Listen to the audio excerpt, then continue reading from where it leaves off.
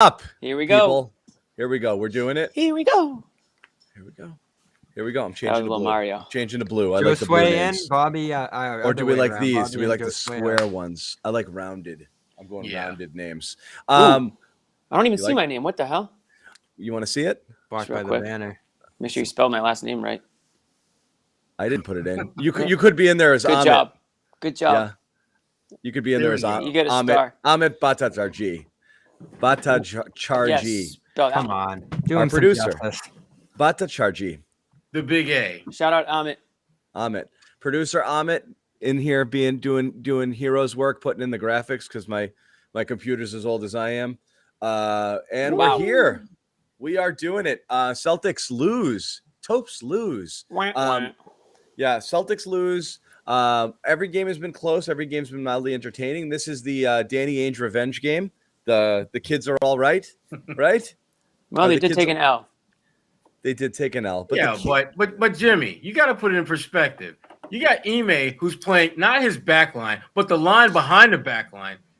And Orlando is playing their rotation guys. Come on. And they won at the buzzer. Get out of here, man. I don't really care about I don't care about the result. I didn't know half of these guys were alive, let alone on the Celtics. Like, I didn't know these people existed.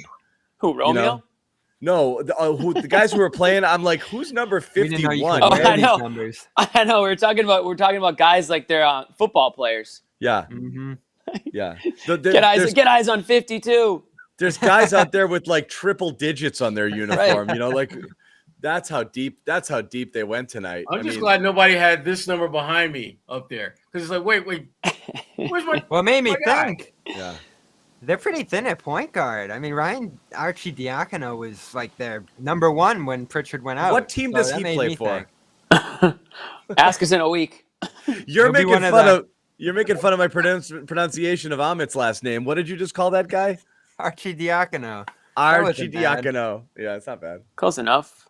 That's pretty good. No, but they could use another point guard, and it's not him probably. So, like, that was my big observation after the Pritchard loss tonight. Well, look, there's no Schroeder, there's no Smart tonight. You know.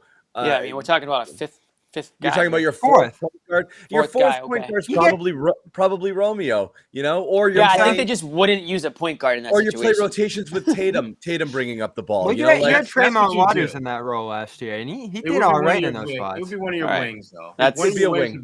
That's enough Tremont Waters talk for the show. That's it. We filled our quota. He's with the champs. He's moved on to better. Yeah, him and Chevy.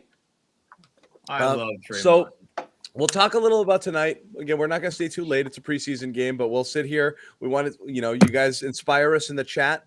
Josh Richardson, someone pointed out, fourth point guard. I think that's a fair one as well. Oh, yeah, good point. Yep. Mm-hmm. So Richardson, right?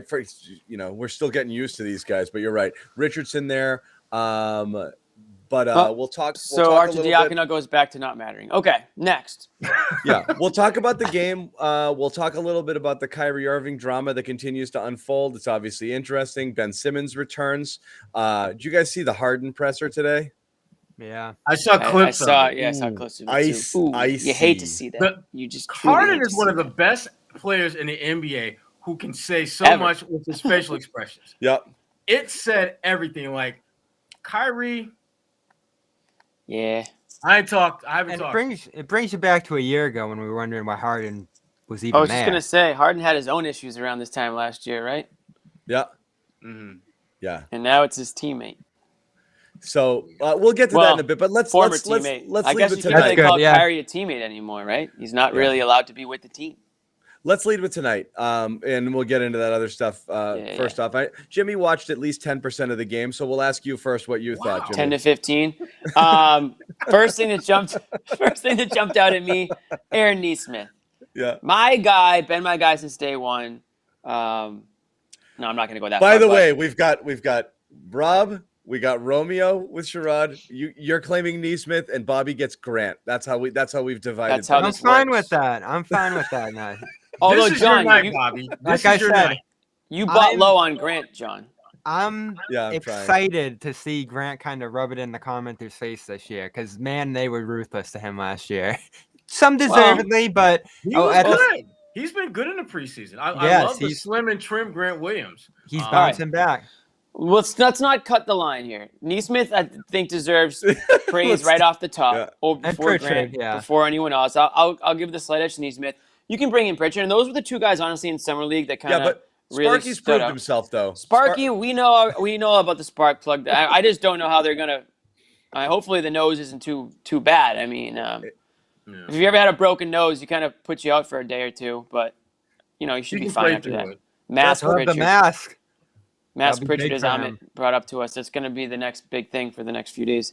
But I thought Neesmith just looks good. His shot is, when it's on, it's on. Like he looks very comfortable. He's not second guessing the shot, and I just think that he's really becoming, kind of this second year is going to be huge for him. He's not coming in looking like wide-eyed and bushy-tailed and not really ready for the spotlight. He's coming in with it feels like he's got a little bit more of a role that he understands.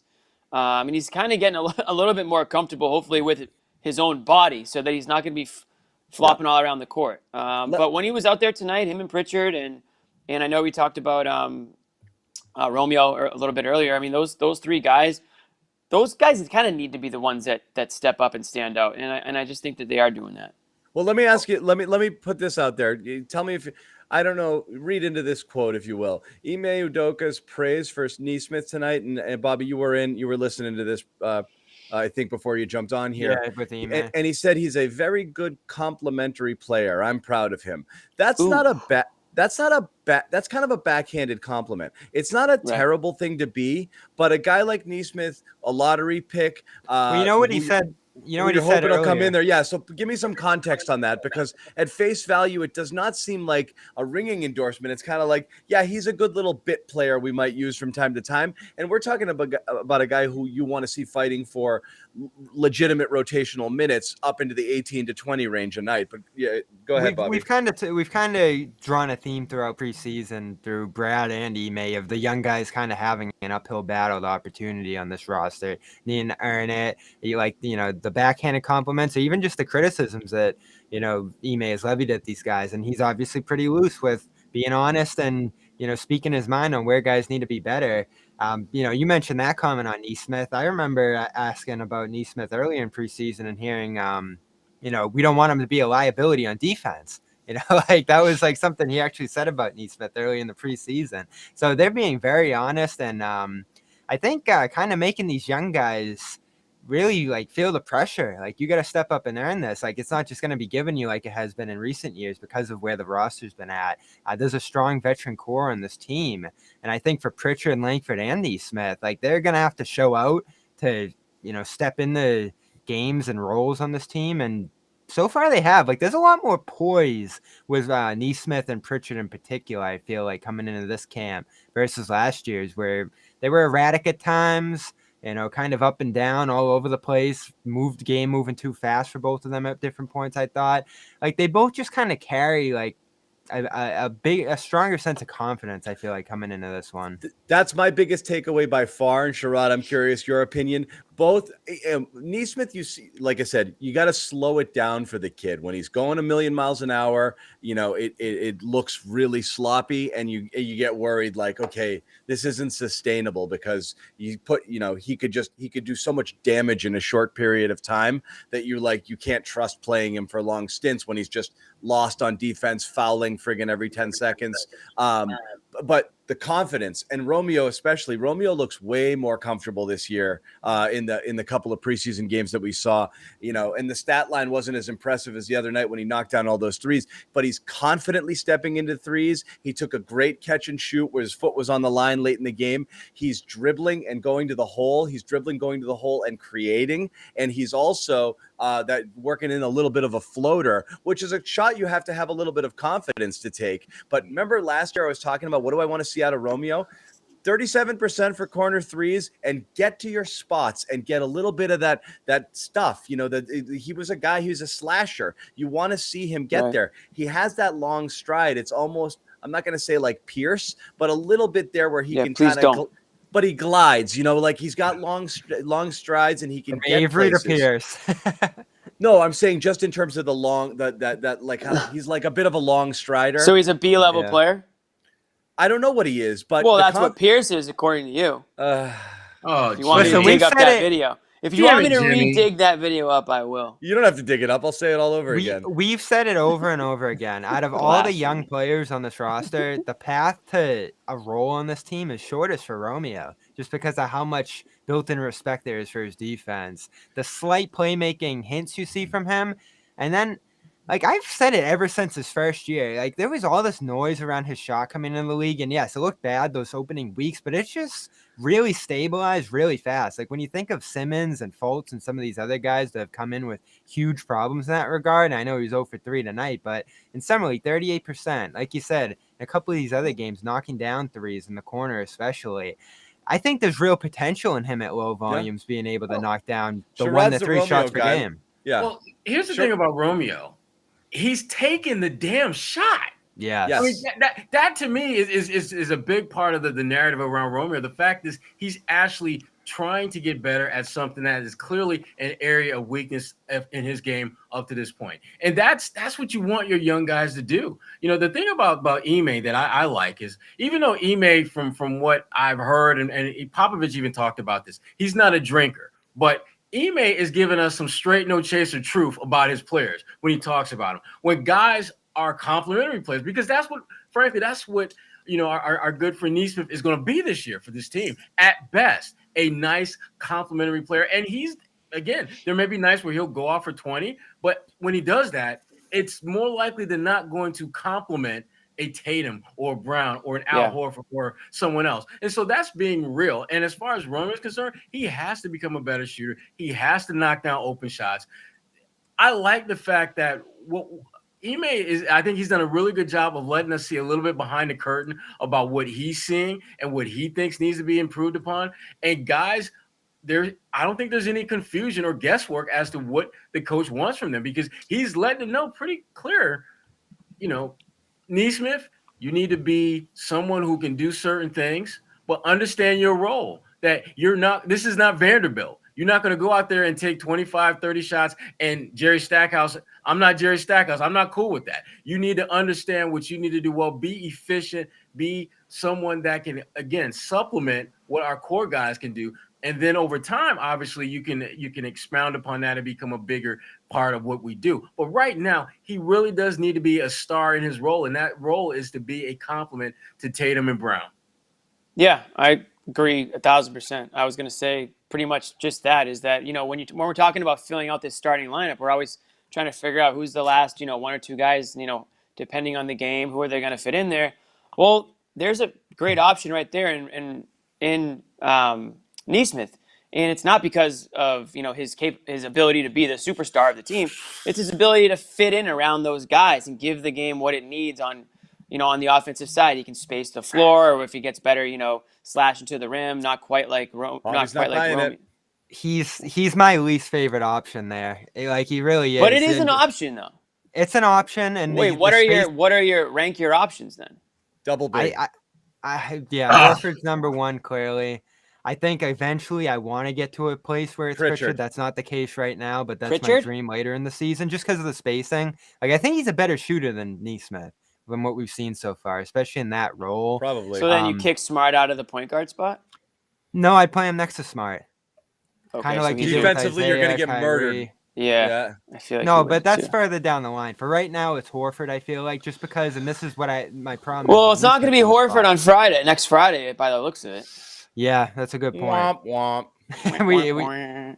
We'll get a good look at, like, what the final incarnation of that. I think Juancho's in play too. John said this, you know, when they did that, like, it's actually a decent stopgap measure there. You know, break into some other rotations as you go through the game, but then you have Hernan Gomez in that 4 spot just because he fits good next to the other guys. I'm going back to what I said last game, because I'm starting to think it's most likely.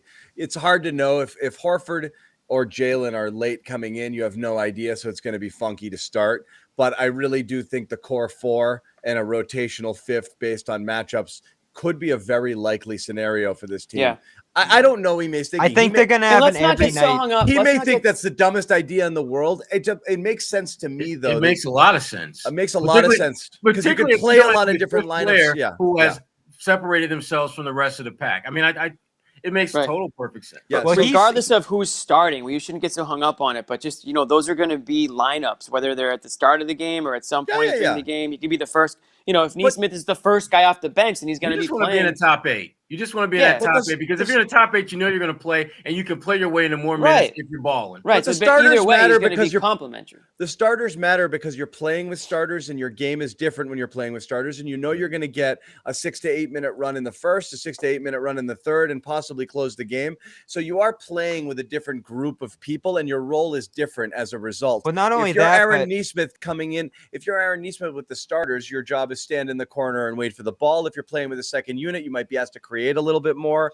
It's all different. But that makes him complimentary, right? Is that he can kind of do all those types of roles. He's at that stage in his career where he's not expecting to be the focal point of the starting lineup or anything even remotely close. My worry with him is still his defense. You still see him just kind of get lost in space. The switching action that they're doing, they've had a really tough time, and I think Schroeder's talked about this too. Just handing guys off, knowing where to go, when to hit the gas pedal and follow another guy downhill to the rim. They've been a mess with those switches. Tonight wasn't as bad. I don't think the Magic targeted it the way the Raptors did and the Magic did in that first game. And they tried some other stuff out there tonight. But, man, Neesmith, he's still got to kind of have that positional awareness on that end of the floor. His hips get turned really easily, too, when guys attack him. I thought this was actually one of his better games in that regard because there were situations where he got switched out on a big, and that big could not get to that sweet spot, so they had to reset the offense, which allowed him to get back on the wing that he was initially guarding. He did that on a couple of occasions, which shocked the hell out of me because, as you pointed out, Bobby, they do a good job with that. He's usually a hot mess defensively. I didn't think he was that bad tonight. Obviously, he wasn't amazingly awesome, but. Right. I thought this was a step in the right direction for him defensively. Didn't cringe nearly as much as I usually do when he's on defense. No, and he doesn't have to explode this year. Again, for much of last year, he was kind of a non-factor, and then he caught wind at the end. If we're looking at his shooting stretch and just his overall production going back to where he really got going around that Spurs 60-point Tatum game last year, he with volume now, not only from 3 but from 2. He's looking like a real solid, efficient, all-around scorer. To be able to put up 20, 25 with ease like he's done in summer and now in this kind of environment, I think we sort of had this picture of him coming in of just kind of being this 3 and nothing else kind of guy who's just going to knock down a million threes and not do much else. There's a real all-around versatility to his game that almost makes you feel better about his future prospects as a player than when he came in on draft night as sort of a specialist, seemingly. Yeah, because when I look at his game, and it's obviously because they went to the same high school and they play the same position and are about the same size, he really does remind me of Chris Middleton. Only when you think back to Chris Middleton when he came into the league at this point, I think Neesmith is fair to say is a little bit ahead of him because remember Middleton was on the move real quick. He was a second round pick, and so. Neesmith, I bet people forget he played for the Pistons. For Neesmith, it's a little bit closer, I think, to being a reality than it was for when Middleton was going through that for his first time. So I'm cool with where Neesmith is at right now. I like the fact that he's being talked about as a complimentary player because I think that's a role that he can fill and he can do well in that role. If you need him to be a 15 to 18 point per game scorer, you are going to be disappointed badly. He's not there yet. Can he get there? Yes, but he's nowhere close to being that type of player who can give you that kind of production consistently. But he can give you a nice lift off the bench, scoring the ball, knocking down some open shots, which for him, that has to be the one thing that you do other than play good, solid defense is knock down open shots. I want to throw the guy everybody loves to compare to, the guy everybody wants Neesmith to be when he grows up is Duncan Robinson. No, I mean, Duncan Robinson is one. I don't see Robinson at this point. No. I don't either. I just know because of the shooting and because that's his one elite skill, and though Robinson is clearly a better overall shooter, but this is what Neesmith was supposed to be elite at. And so that's what you want to see him be able to do while he hones other parts of his game. So that's why Robinson, I think, is used as a comp. He was 13 points a game in his second year, and he's been the same in the third. I think Robinson, you've seen all he's going to be. He's kind of plateaued, but that's good. That's a compliment. That's a role, a guy who plays his role, which is what I do is shoot. I'm instant offense.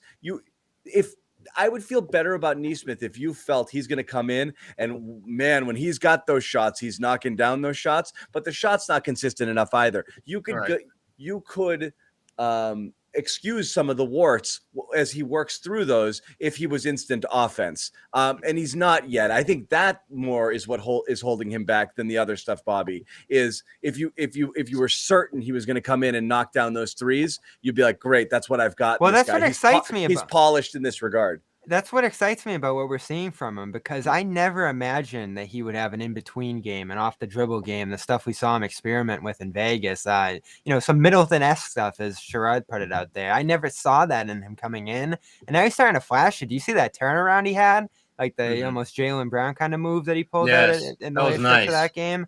I never imagined this kind of stuff from him. So the fact that, I don't think he's ever going to be a Robinson, 44, 45% three-point shooter, among the elites of the league. If he's just a really good three-point shooter and flashes some of that in-between finishing action, he all of a sudden isn't just a specialist. He's a really good complementary all-around scorer alongside the Jays at his peak. And that's what excites me, because that wasn't on the scouting report for him coming into this league. We all really thought he was just going to kind of be that, stand in the corner and knock down every three you throw at him. And he disappointed in that sense early on, but he's kind of, and we talked about the adjustment he made becoming that scrapper. He's almost on the offensive end adjusted to become more of an all-around scorer, because he's not knocking down a million threes like a Robinson. Yeah, well, he had a couple late, but you're right. He reinvented himself, just to be able to get by last year, because he couldn't. So he's like, all right, I'm just going to go and try to kill myself every night. And not throw. He my threw that body Art around of Falling comment out again. He told us that one first, John, when we interviewed him last year. That was so funny. That was funny. So Nesmith, yes. Romeo, again, I liked Romeo a lot tonight, maybe even more than the night where he knocked down his threes, because I want to see him be aggressive and assertive with the ball. So again, I'm negotiating with Sherrod on some of my Romeo stock. Can we do Pritchard? I am so excited about Pritchard. Why? Why? He broke his nose. No, but I'm not excited about Pritchard. I just feel like we already know, we feel he's not a question mark for me. He's kind of who we thought he would be. I mean, solid point guard, and even better, knock down shots. I don't think he's a huge liability defensively. Certainly not a great defender. He's kind of what we thought he was, I think. Yeah, we knew he'd be a great shooter. I didn't think he was going to be anything when they drafted him. So I'm thinking about at the end of last season to where I'm saying even here, summer league, we got a good sense of who he is. Yeah. Obviously, he got off to a hot start in this league, but he's doing those things better now. And the shooting in particular, I don't think we knew. We didn't know he'd be that good. That range, the range and the efficiency. Is a bit of a surprise. He's got better range than I thought.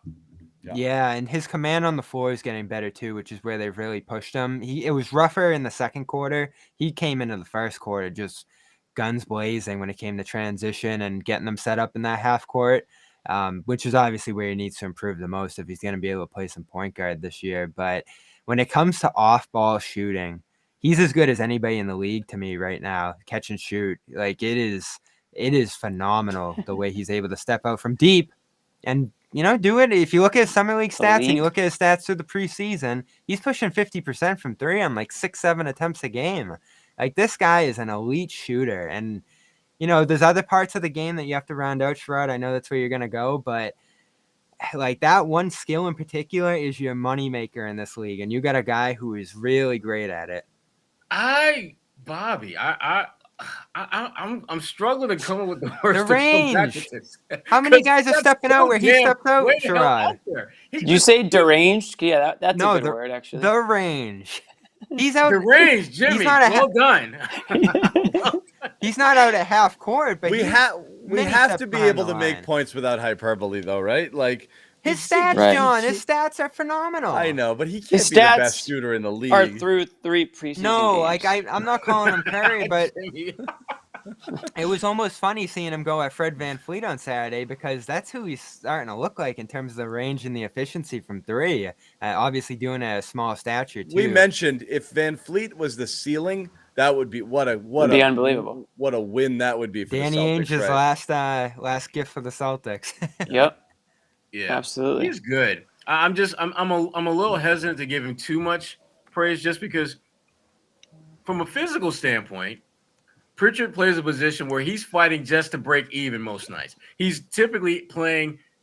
But they've had other guys, Sherrod, Isaiah, Kyrie, like Kemba. They've gotten by with those guys on the floor in the past. Yeah, but you're talking about basically 5, 6, 7 guys in a league of 450. So they're not that common. I mean, I think let's put it this way. I think what we've seen from Pritchard gives us all hope that he's going to be someone that'll be in the league for a long, long time.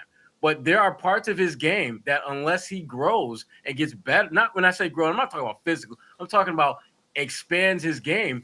He's going to be okay, Dellavedova type of guy, a good player, but is not really going to move the needle per se. Better than that. Listen, he's better than that, but I'm saying I think he's better than that. In that range. He's that type of player. He's got that range this early in his career. He's got a little swagger about him. He's definitely got confidence. I love his game. I think that's great. And I know it was a couple shows ago. I think it was maybe John who said he was going to play even less minutes than he played last year.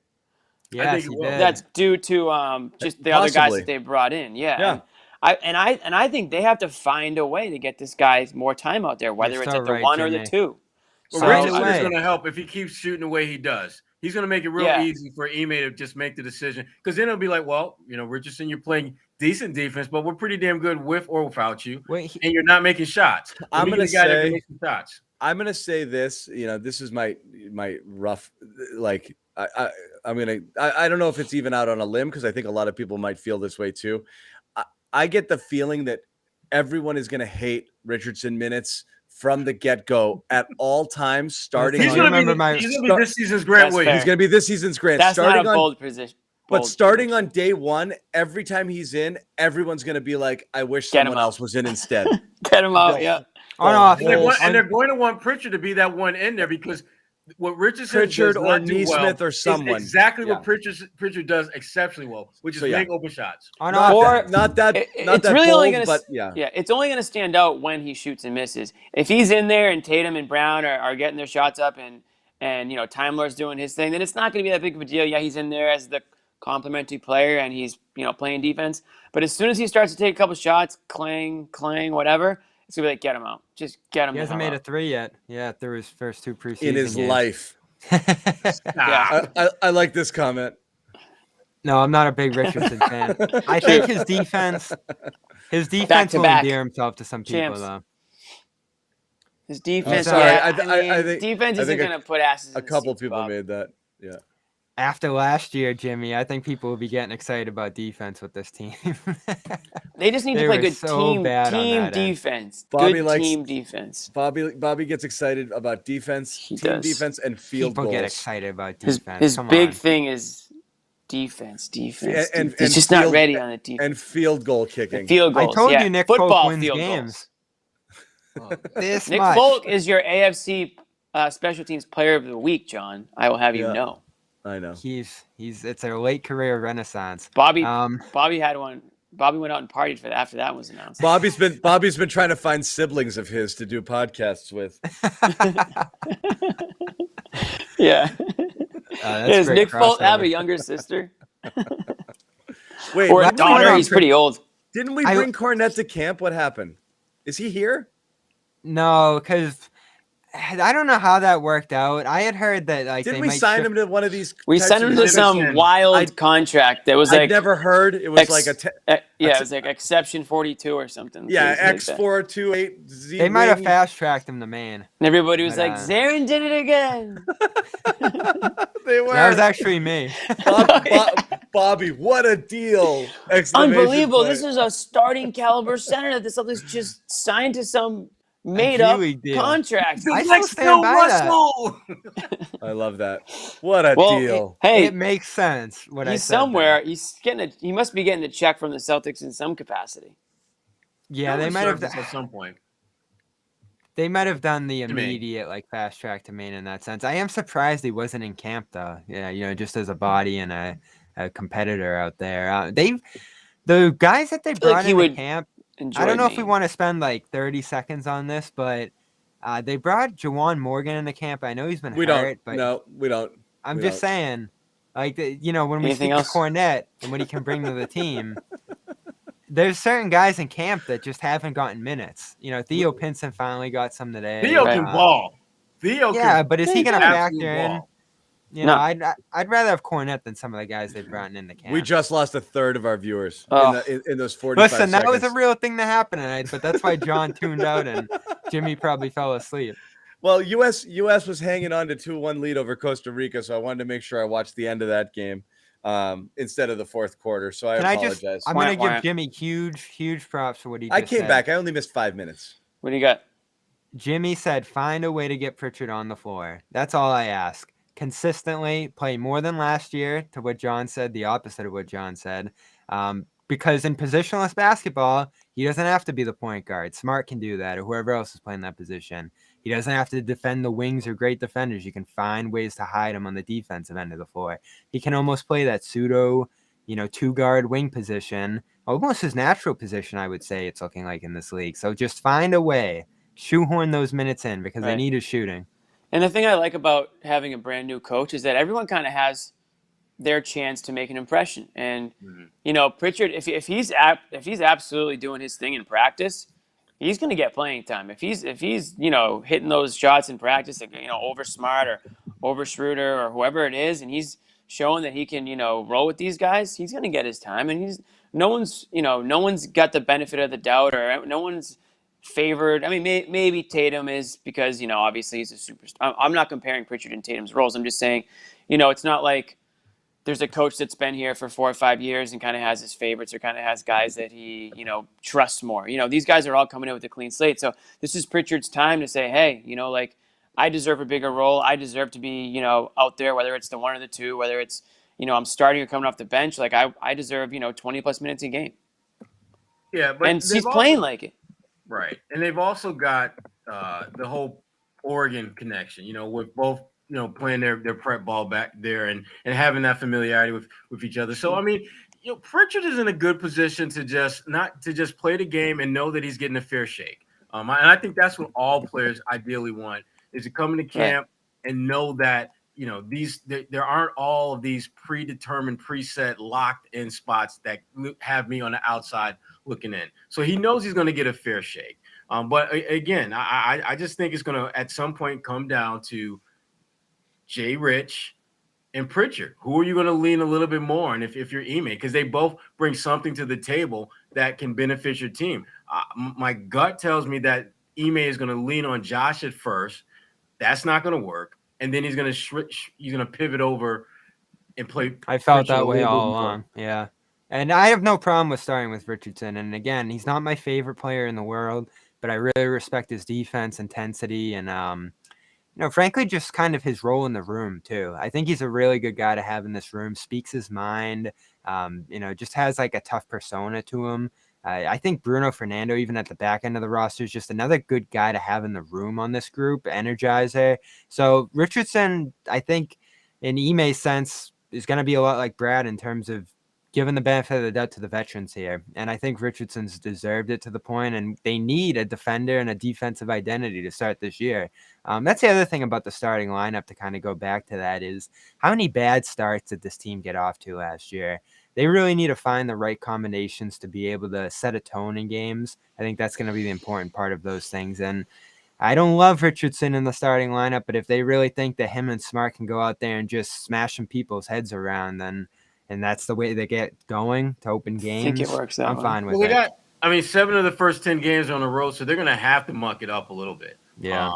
Just to really just take a little bit of the steam out of the teams that they're playing in their building. So I'm not feeling Richardson necessarily starting.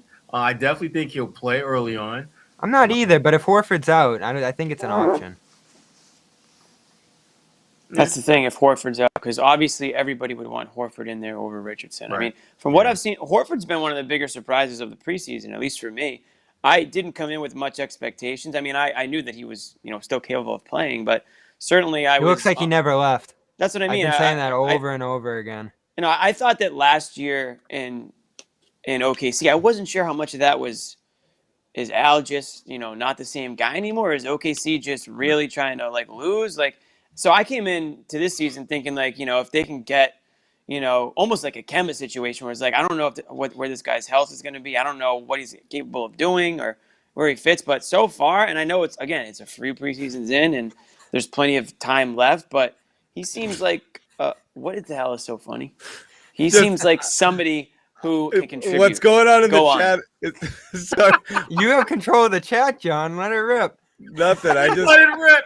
I thought somebody let one rip, and I started giggling. And no, you know what that was? It was actually over here. I moved my seat. That was the classic seat. So it was Jimmy. The chat's been all over it, so I've just been hold on. I didn't even know you guys could hear that. The chat called it. It was Jimmy. It was Jimmy. I was I wasn't gonna say anything. I was like, okay, so that happened, and I just kept going. Jimmy, I need to hear that live. When that happens, it just went hard. right at a dead pause in our talk, and I was like, I thought it was Jimmy. That's like a press conference fart situation. I wish I could recreate it. Yeah. Once that happens, though, Jimmy, it's hard to blame. I'm not going to live that down, am I? Jimmy, it was the chair. That's another slogan. Right? It was the chair. Homeschool, the chair. No one's ever buying that excuse. No, I know. I shouldn't have even said it was the chair. I should have just owned a fart. Owned it. Look, you can get away with that in homeschool, Jimmy, but you can't get away with that here. Right. Not on the Garden Report. You never knew what it was. I can't wait to actually hear it because I don't hear it the way you guys heard it, obviously. So. Yeah, and so we're at 36 right now. So probably go to about the 34 and a half, 34, 30. Yeah, right around there. Yeah. The fart. I should have known because you guys. Someone's gonna do a YouTube breakdown of it. Yeah. Slow mo. The facial Oh. Yeah, in public school, that wouldn't have slid to me. They would have been all over you. Yeah, I would have been a dead man. Yeah. So good. There was no crime worse in school. Man, I'm gonna have to go scroll through the comments now. So before we get into Kyrie and Ben, we will a little bit. I was gonna ask Sherrod about his man Jabari, who is a mystery to me because again, we talked last game. He kind of looks exactly the same as he did last year physically, which is, I guess, a little disappointing because you wanted to see could he recapture anything? Could he come back looking like a version of the guy who was averaging 15 points a game instead of bench fodder? He looks very similar to the same guy. The question is, do you value what he brings enough to have him earn that last spot or not? Because I don't know what to do with him. See, I'm in the camp of keeping him. I just think guys who are professional scorers in the NBA are not. They don't just grow on trees, and you've got him at a great price. So it's not like you have this huge investment in him. And let's be real, he just wants to be on a damn roster. He just wants to be able to at some point potentially play in games, and that's really all. If you're the Celtics, that's all you want. To me, he's more like an insurance policy in case offense is out of whack or a guy in the front court or two guys in the front court can't go, and you need someone to give you a little bit of offensive punch. Jabari, he's good for that role. I was intrigued by Garrison Matthews. I thought Matthews was a good guy. Jabari's my pick too, Sherrod. Yeah, I just haven't seen it from Matthews. I thought Matthews had a chance to push him, but hasn't. So Parker, I think, won the job tonight and hitting threes on top of it. See, John, that's the part about his game that has really been just an eye opener because this is a guy who's never shot better than 36% from 3-point range. I mean, he couldn't even hit 10 footers. Right. I mean, if he's able to knock down that shot and score around the basket the way we know he can, that's a guy that you could easily throw out there for 5-10 minutes, and get you 4 or 5 points in no time. And that could be just what you need to get your offense on track and find ways to win. So, and I think the great thing about it is you talk about his pedigree as a scorer. a guy of his skill set, his baseline skill set that's obviously been completely hampered by injuries, being a 14th, 15th man on a roster. Jimmy can't get it together. Can you just take the thing down? Can you just take the message down? John's blaming Jimmy for what he did. I just keep seeing it. I'm just laughing about it, but like, sorry. No, but Jimmy's my guy. You don't come across this opportunity where a guy like this is probably happy to be here in this position and can play this role on the roster really well. Like if we're ranking the 15th guy on every roster in the league, he's got to be up there, right? In terms of skill set, he's just. You should do that. You should do a power pedigree. rankings of the 15th. Of the last man and the making thing about every team. Jabari, you don't have to worry about him ego tripping about being the 15th guy. That's my point. Yeah. Right. I would He's just watch happy like to be a- on a team. I would watch a like team a that Hunger. actually can win.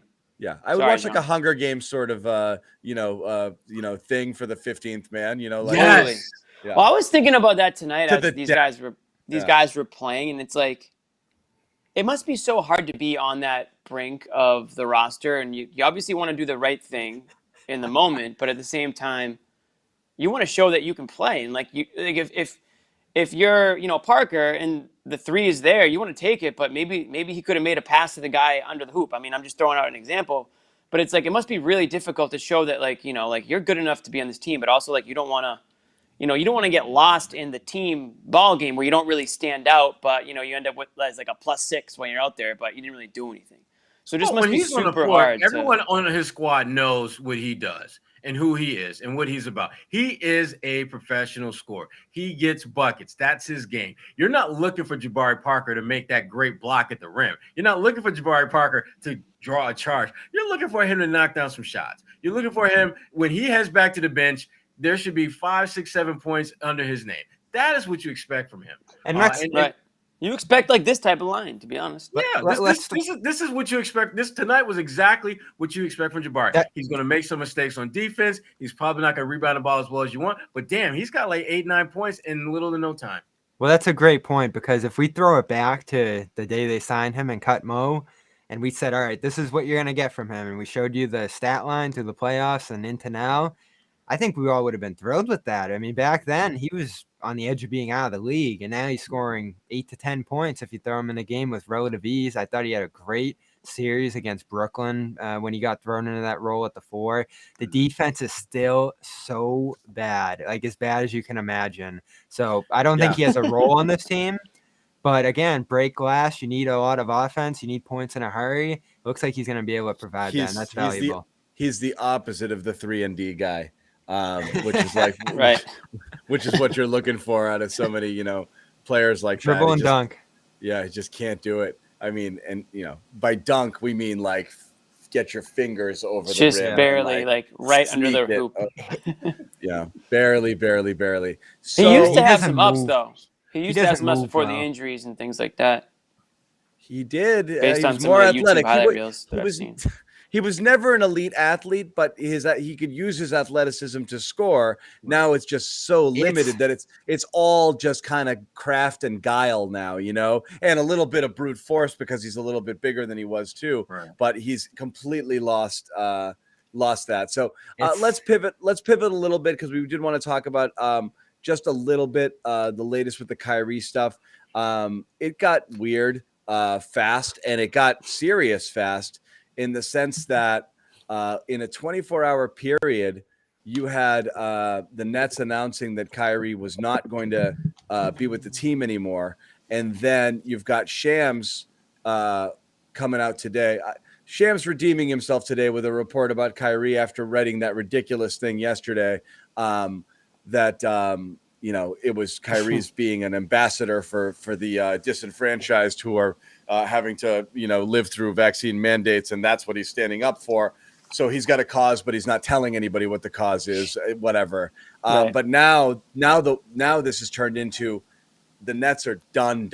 And the report is they're not going to offer him an extension. Now, what's interesting about the Kyrie stuff, and again, we're not getting into should you take it, my body, my choice. We're just literally talking about Kyrie's choice, which is costing him a season and all of this money and this team that he was the architect of assembling, a chance at winning an NBA title, and what was very interesting was Sean Marks not only sent out the release yesterday saying that Irving was not going to rejoin the team, but then he held a press conference right after and he was like, yeah, we all talked about it. We all agreed upon it. And he named people by name. He named James Harden. He named Kevin Durant. He named Joe Harris. 2 stars signed off on it. The stars signed off. And so you're wondering, like, wow, that's a big deal because Durant – this is where Kyrie has now finally realized he has no allies. I'm going to play real quick this clip. This is James Harden asked about whether he'd talked to Kyrie today.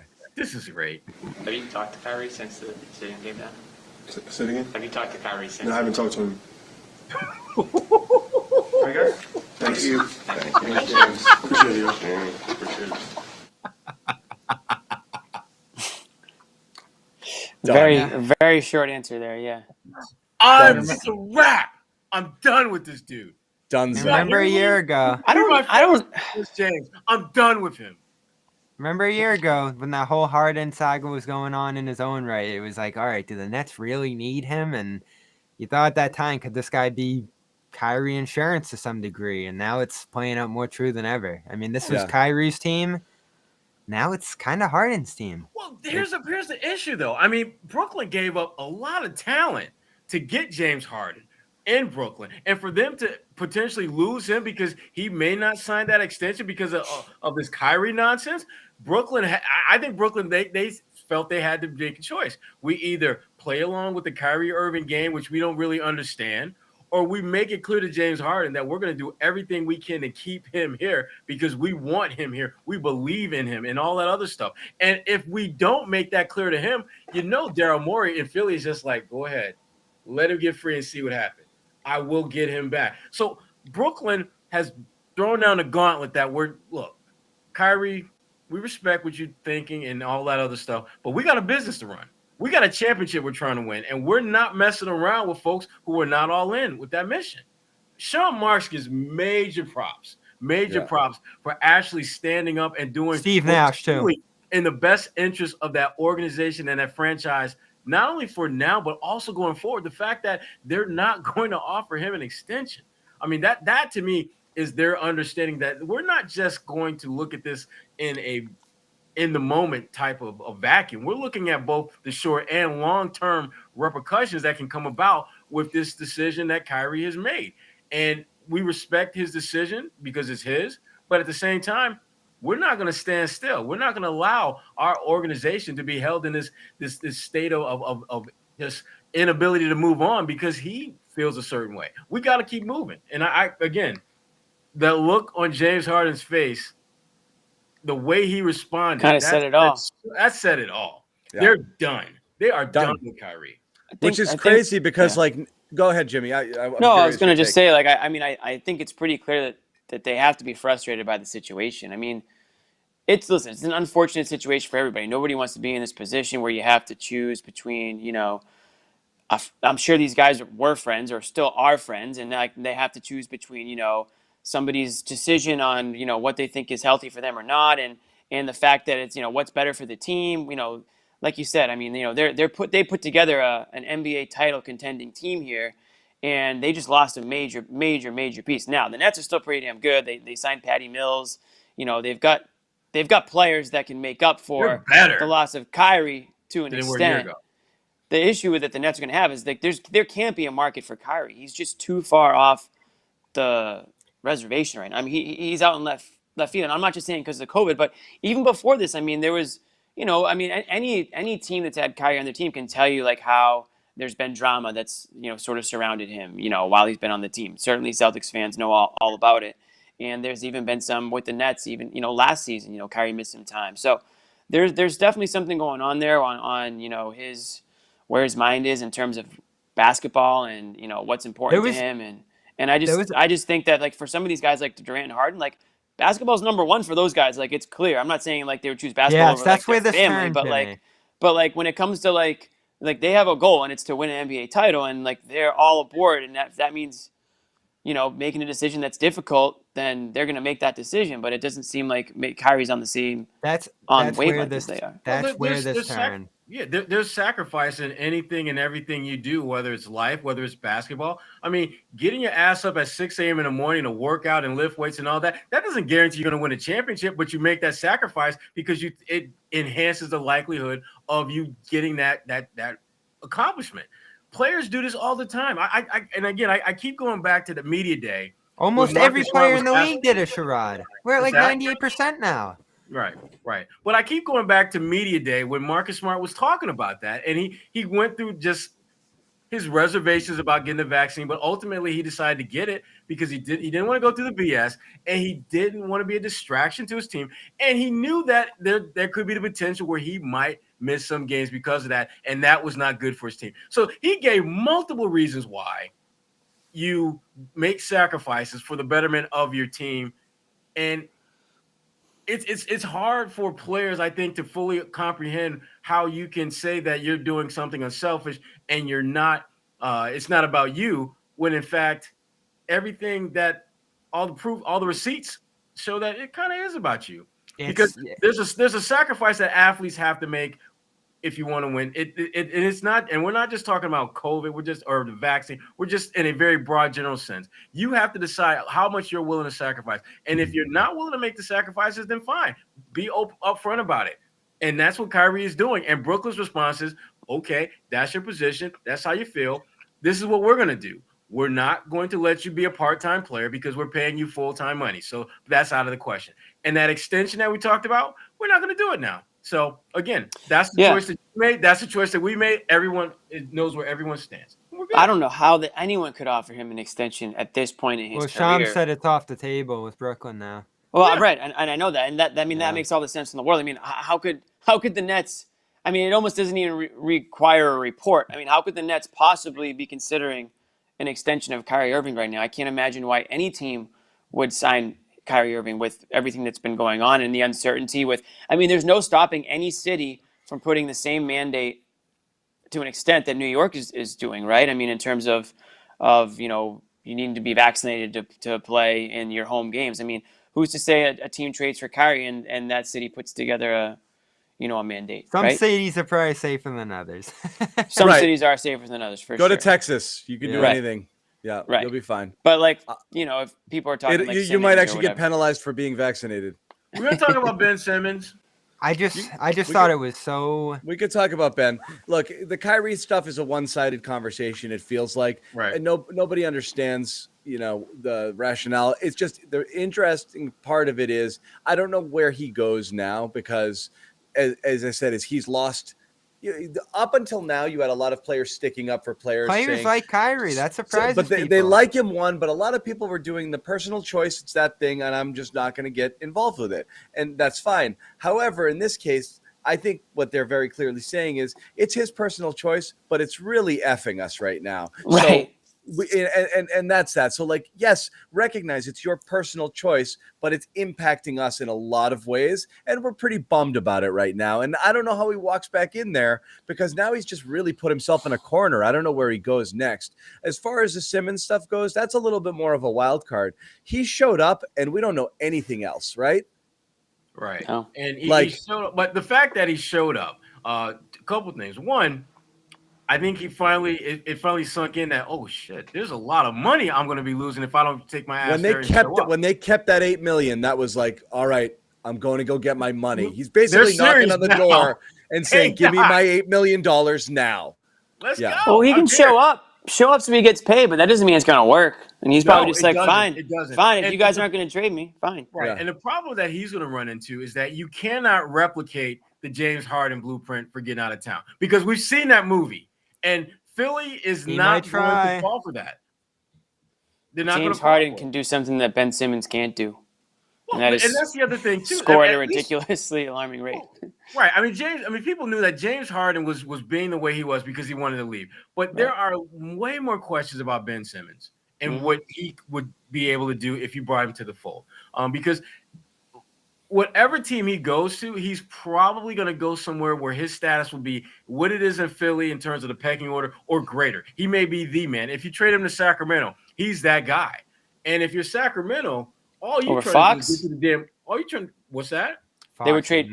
Fox isn't going to be move for Simmons. Regardless of who you trade, the bottom line is it will be Ben's team, and all they're trying to do is get to the playoffs. And for Ben, that might be the best thing that could happen in his career. A team that doesn't have lofty expectations of getting anywhere other than to be one of the top 8 teams in that conference. Yeah, this is a pretty obvious move for Ben, trying to get that money. If I could just have to walk in the door and arrive for it to happen, then I'm going to do that. Like, what's the point of staying at home if this isn't moving anyway? Because it's pretty clear Philly has his feet dug in. And he has to up his stock value. I mean, right now, he does not have tremendous value in the eyes of other teams because there's so many question marks about him. And let's be honest, when you haven't seen a guy, the last image people have of Ben is him passing up a layup dunk in Game 7 that could have potentially helped catapult his team to the next round. If you're the Nets, if you're the Nets and you could do it right now, would you do? And both sides agreed. Would you do Irving for Simmons? Yep, 100%. Yeah, makes all the sense in the world. And if you're the Nets, absolutely. And take him and the 4 years, because now you're dug in with that money. And it's what the Nets need too. And he would be further down the pecking order so that there wouldn't be as much pressure on him to perform. He'd be so good for the Nets. He'd be so good on that team and so happy on that team. Be like, totally. KD, James, I'll just be over here in the corner. Don't buy me. I'll play defense. So why wouldn't it happen? Because Brooklyn's not stupid. Sean Marsh is Brooklyn does it. Why wouldn't Brooklyn do it? I think Brooklyn does it. I feel like Philly would be hesitant because, again, like, you just don't know what Kyrie's going to do. Yeah. He seems like the type of guy. I'm in Philly. Sorry about that. Oh, okay. Yeah. So Philly's not stupid. Yeah, well, exactly. I even think there's a case for Philly, too, because you're looking for a star equivalent to Simmons, and that's what Kyrie is. He'd be a great fit next to Embiid if he's playing. It's not the fit. It's not the fit that's the issue. Right there. It's up here. It's what's going on in Kyrie's head. But I've been calling his bluff on that. I really would. You're gonna retire. Go ahead. Again, Simmons is done in Philly. So why not try to get Irving out of it? Even if I don't think Simmons is done in Philly. I think they're just gonna suck it up and just pretend it didn't happen and play.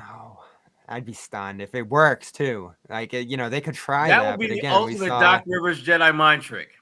I don't think it's gonna work. I don't think it's gonna either. I mean, it didn't work before this.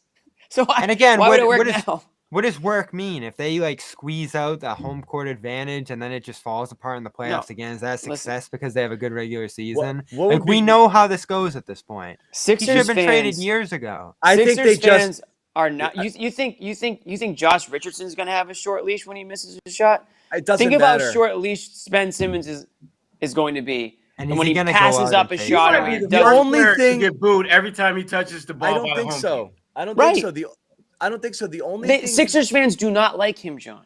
The thing Sixers and he doesn't like Sixers fans. Weren't they chanting F Ben Simmons at the Eagles game? The thing Sixers fans didn't like about him was that he didn't want to be here. If he comes back and he plays, they'll be fine. He still doesn't want to be there. They know who he is, though. There's nothing. They know who he is, and they don't like it. Yeah, it doesn't matter. That's the problem. They know he makes. That's how we got here. Nah, they know he makes them better than not being. But it's not just what are you working towards, John? This isn't a championship. Nothing. Team. Getting paid. Yeah, they have to resolve this. I don't have to like everybody I work with. I'm going to show up. I'm going to do my job. I'm going to be a professional. That's a thing that happens a lot of places. That's what I think has to happen here. Not doesn't happen in where they're going to be like, we aired our dirty laundry. We said our piece. We got it all out in the open. We're all better for it. I think we can grow from here. Blah, blah, blah, blah, blah. Well, what's the end goal? If he didn't love Embiid before, it's no different now. All it is it's public. So I think he just goes in there and he just plays. And that's I don't think it's possible. And now that it's public, they don't have to fake it. However, if you wanted to F with them and I was Simmons, I would come in there and I would start jacking threes left and right. Yes. I would shoot 12 threes a game, miss them all, and be like, is this what you wanted? You asked for this. Yeah. All right, don't shoot. And shoot them right-handed, one-handed. Yeah. The ball's bouncing off the backboard. Oh, this could get so silly. It already You were right. Don't shoot. It already is so ridiculous. One-man Washington Generals squad there, Ben Simmons. Here's why it's not going to work, though, because Ben Simmons is end goal is still ultimately to get out. Philly's end goal is to get a lot for Ben Simmons. Like, both of them are really intent on getting out of this. This and happens, they both by the way. don't have kind of a path to get there. And I think this is worse on Philly because, like, John and I have kind of been different on this. Like, it feels like, John, you think that they're like have that ridiculous asking price to just drive it up to something that's good or great. I think no, that wasn't what I thought. I thought the Sixers end game, and I think they actually played it perfectly, was make the price, knowing that you weren't going to get much in return, make the price so ridiculously high that trading for him at all was off the table, thus forcing this situation, which was him to return and play for you, which was probably their best bet because there was no way they were going to get value for him. So the only way to get the best plan for them was to force him back home. And so they did this and asked for the moon. I think they asked for I think they can get even value more. I think they asked for even more than they would have if they were legitimately trying to trade him. They were like, we'll take Lillard and we want to rename Portland, friggin' after Gino's cheesesteaks. Like they were asking things that you couldn't possibly give up. Because they never planned. They knew they weren't going to trade him. That's my thing. That was their play to bring. They knew they him weren't, back. or they knew and they couldn't. And they knew they weren't. So you gonna think get they real want to value. move forward with Simmons? I think they assessed the situation, recognized there's no market for him. I'm not trading him for pennies on the dollar. I'm not taking on a John Wall or a terrible contract I'm going to be saddled with. I'm going to get nothing close to equal value. So I'm just as good holding on to the asset and seeing if it'll come home as I am trading him for nothing. So I think their best play, once they realized there was no market, was to get him back and make it work. And they were all saying, we're reaching out. We're trying to talk to him. I think they realized that. And if he comes in and plays relatively well, you can start to assess a trade again, because now teams have seen they something. wanted to trade him. That's what I was just going to say. I think they wanted to trade him for Harden, and they wanted to back trade him then. When that This Philly offseason, it was over. Thing. But now it's like and honestly, they've, if not yet, they're sure they will have this conversation where they say, listen, if you want out of here this badly, the only way you can get out is if you get yourself out by playing well enough where we can get something for you. Play, just as good as you are. Show everybody that you're not a liability on offense and that you. And I'll try to get you out of here. And we'll trade you, but we're not going to trade you. We're not going to trade you for 25 cents. We'll trade you maybe for 75 cents. Yeah, help me help you. If you want out, the best way to do it, you come here. Yeah, and you got to play, show up. Yeah, and then let's play. And two things can happen. You may end up liking it and you stay, or you may drive up your value and we find a place for you and we'll move you if you still want to go. But let's just do this Here's the thing. problem with that. Part of it's like what they view this as, and part of it's the positioning where they are. Because again, picks aren't cutting it for them. They're trying to win. They're trying to replace a star. So they can't do like a pick heavy package. And they also can't just bring in some random role players, because then they're probably a worse team for it. Mm-hmm. They're trying to replace a star with a star in this case. And that just, to me, is never going to happen. Like, even if Lillard asks out, I know that's like their dream. I don't think they're going to get him. Like, I think there's other situations that Lillard looks at that point and is like, all right, this is preferable to me.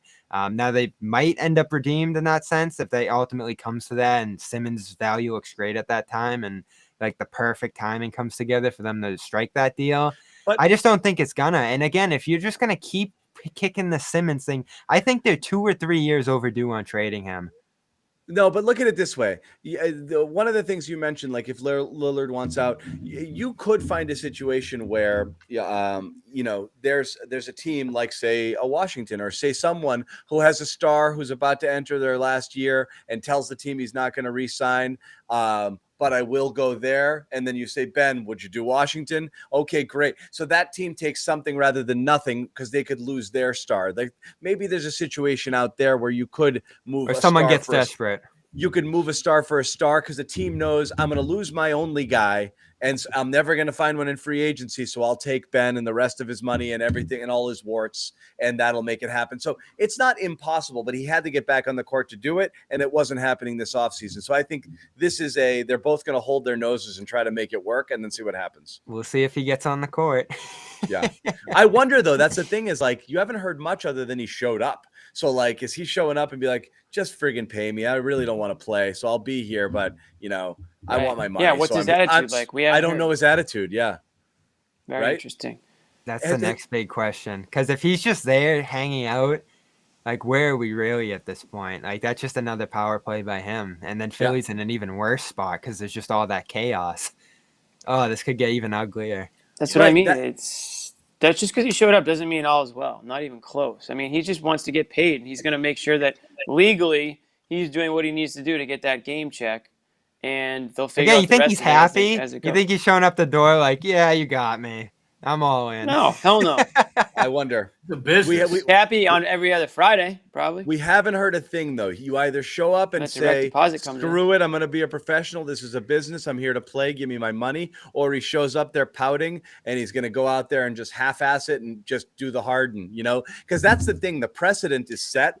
Is he gonna have a fat suit? But that's the bad part. The precedent is set. Like if I go out there and suck, don't they have to trade me? But they can't get anything for him. He makes too much money. For him. Which is why He they needs never to be good. They This is can the get thing, something Ben for Simmons. him, Jimmy. You need to be good if you want to get traded. You can't play like shit, or else you'll be stuck in Philly and miserable for as much as somebody making that much money can be miserable. Perhaps. The couple things I want to say, there's some people who are like, talk Celtics. We did talk Celtics for about 45 minutes. It was a friggin' preseason you're late. game. And you're late. So watch the start of the show. No big You missed deal. the fart heard around should I the world pull if in my, you got here too late. At about the 34-minute mark, there's a fart. And then prior to that, there was a lot of Celtics Well, I did have a Celtics angle. That was the turning point. I did have That's a the turning Celtics point. It was like the final buzzer on Celtics talk was the fart. I did have a Celtics reaction when we Not a first fart, heard this. If he does come back and play and looks really good and is committed, that's really bad for Boston because Philly's definitively better than Boston with him. Could be. If they're just through the regular season, they were so much better than the Celtics last year. They were the best team in the East. So this works in the East. This works in the regular season. And Simmons is as good at guarding Tatum as anybody out there. So if it's stable, if they're just playing, if they're functioning, that might knock the Celtics down another spot in the East, but we'll see where it goes, obviously. Yeah. So a couple things here. We want to wrap it. Again, the Celtics lose to Orlando. We got another game coming up Friday, and then it's regular season, right? It's just the 4 preseason games and then regular season next week. So we're here full steam ahead with all of this stuff. The opening night's a week away. Full cast of characters. So that's going to be great. A lot of people in this chat have been talking about Green Room, Spotify Green Room. We hadn't been doing it. We may do something similar to it. We did have a deal where we were doing some stuff with those guys for a while, and that lapsed. If you guys want to do it, well, if you guys want, you can go into the comments at Spotify and tell those guys, go into Green Room and flood the comments and say, whatever happened to those Garden Report guys? We love that show. You want to do that for us? Go ahead. If there's enough demand going, we if may you can pop get back through in. all the Send them an rooms email. of like just music of like not like good Spotify music. It's just like people playing like shitty DJ music and then just sitting there and talking about Through their phones, they're putting up their themselves. phone or their I don't AirPods. understand what the hell's going on over there. I'll pop in once in a blue moon. But there's we nothing are, to like even really listen to.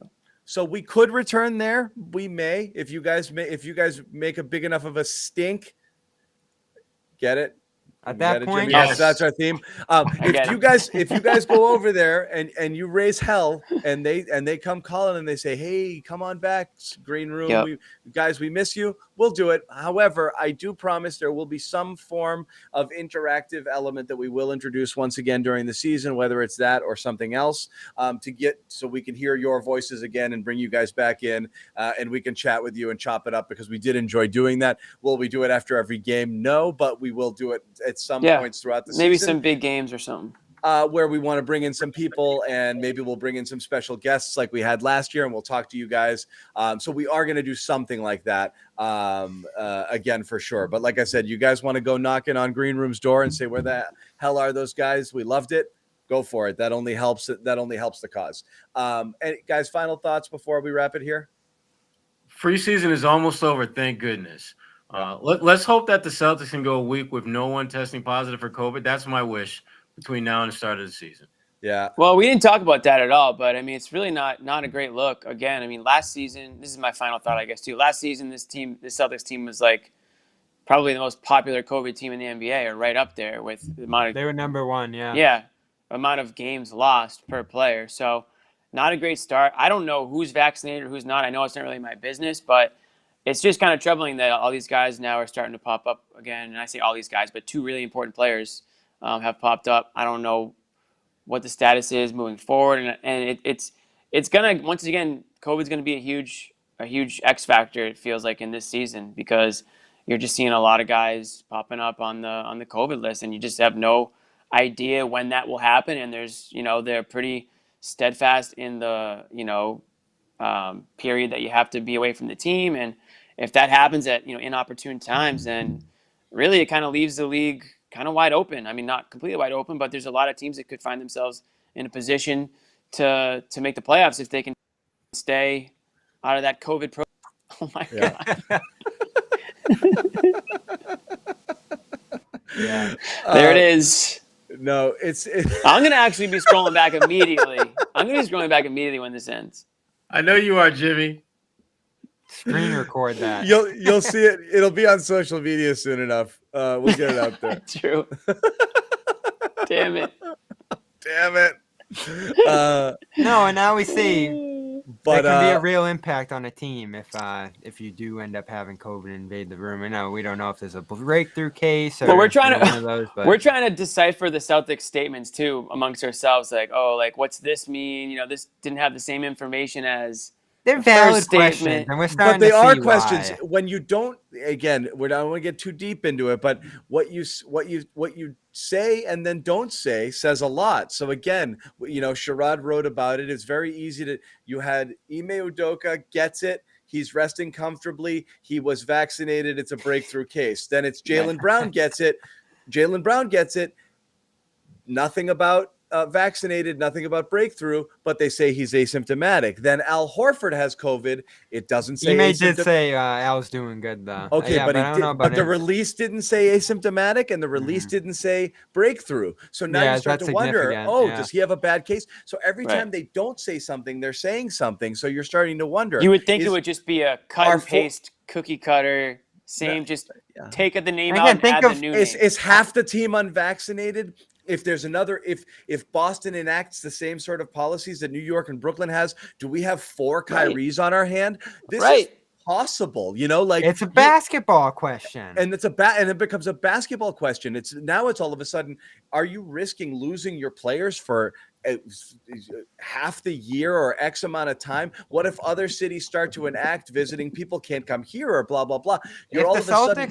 Yeah. Again, if the Celtics hypothetically, let's just say they have the most unvaccinated players in the league, they are firmly at a massive disadvantage against the rest of the league. If that's the case, we don't know who's vaccinated or unvaccinated, but if let's just say they have the most players that haven't gotten it, that's a legit question about the season, especially when we saw how it impacted last year. Again, they talk about last year like it was, and again, it was. You didn't have a vaccine last year, so you didn't have the step to take to be able to prevent all those losses. It was just terrible luck on their part.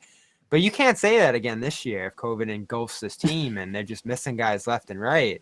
All of a sudden, that's a real basketball question, and it has tangible impact on how the team does this year. They're just fortunate that they're getting this out of the way, as Ime said, before real games start. Yeah. Imagine if this Brown Horford thing hit them the opening week. They're traveling. All of a sudden, these guys are left from a big road trip. Well, you don't want this to be the story of the season again. Well, no. I mean, they're lucky in that sense, but there's 13 other guys who you get it now. You're worrying about when are those going to pop up? If these guys were all out to dinner recently, then sometimes it takes a little bit longer to show up on one person's than another's, and they're going to be together all season. And I know that vaccinated players and unvaccinated players are going to be treated differently and maybe travel differently or have the different locker rooms. I don't know the complete details, but the NBA is going to do everything they can. But at the end of the day, if it's still going to go through a locker room, it's still going to go through a locker room, and you're going to have to deal with these. All of a sudden, you're not going to have an important player for a week or more. If everybody knew, people in the chat, as they tend to do when we have this conversation, which is largely why I avoided and missed the point a little bit. We're not talking about whether you can get COVID while vaccinated. No, I was just gonna say. I just want to be clear. We're talking that NBA rules. There are rules in certain cities that prevent you from playing basketball if you're not vaccinated. There are rules that make it harder to be part of team activities if you're not. It is difficult on your team as a fact. I'm not going to sit here and debate the other stuff with people, and I'm not really interested in it. It's not really what we're talking about. However, if Boston enacts a similar policy to New York, then there's a problem if there are any people on the Celtics who are not, because you're running into the same issues. It's what forced Andrew Wiggins to get vaccinated because he had to deal with it in San Fran. It's what's costing Kyrie Irving the entire season. Well, not only that, $16 million and, and a $183 million extension right now. So it has whether you agree with it or not. Those are just whether you agree or not. It's the facts of how it affects the Celtics and whether or not you can play. That's it. Yeah. So everyone else, save it. I'm not interested in hearing. Whatever it is. There's a YouTube video for you somewhere else. Yeah, go find it. Exactly. We're not doing that here. We're saying that's what's happening. Okay, and so if it could be a problem.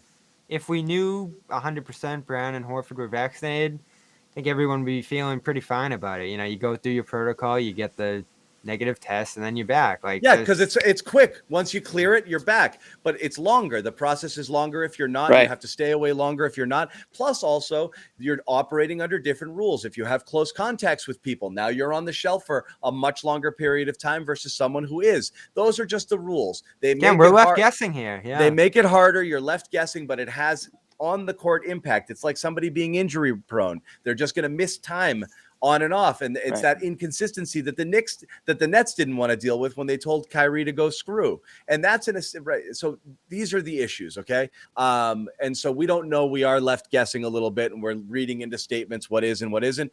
Maybe everybody is vaccinated besides at least one person who's kind of been public on the Celtics that they're not into it. And then it's not it's less of a problem. And then you just have to deal with breakthrough infections and pop-ups and stuff like that, which are going to happen throughout, it's happening everywhere. It's going to happen in the NBA. If you want the Celtics, if you want the Celtics to have the best chance of winning this year, you want them to be fully vaccinated. Somebody's telling me, somebody just said Kyrie went on Instagram Live. Oh, Lord. That must have been interesting. But he's on there now. He's doing his thing. He's talking. Who knows? He's going head to head with us. Good luck, buddy. I know, right? Good luck, dude. Idiot. Just when I thought you couldn't get any dumber. Yeah, yes. Shams said on IG, I'm standing with all of those that believe what is right. Everybody's entitled to do what they feel is best for themselves. Seeing the way this is dividing our world up, it's sad to see. People are losing their jobs to mandates. So Kyrie confirming. I'm out here trying to create that last. Yeah, he's on there now. Oh, so here's the thing. Is this him that I'm hearing through some of these? Yeah, it's all fine and good, but this is kind of he's kind of retrofitting this excuse into things, because if you are standing for a cause and you don't tell anybody about that cause, and then you don't put the whole point of standing up for a cause when you have a platform like Kyrie is to use the platform to announce that you're doing this for a cause, not after you get caught and get told you can't play anymore to say, I was doing it for this reason. This is why it seems disingenuous. What's the point of having a cause if you're not going to use your platform, which he hadn't been up to this point? So I guess here he is now talking about it. So, let's go enjoy. Well, there'll be plenty of content to come out of that, I'm sure. The saga continues.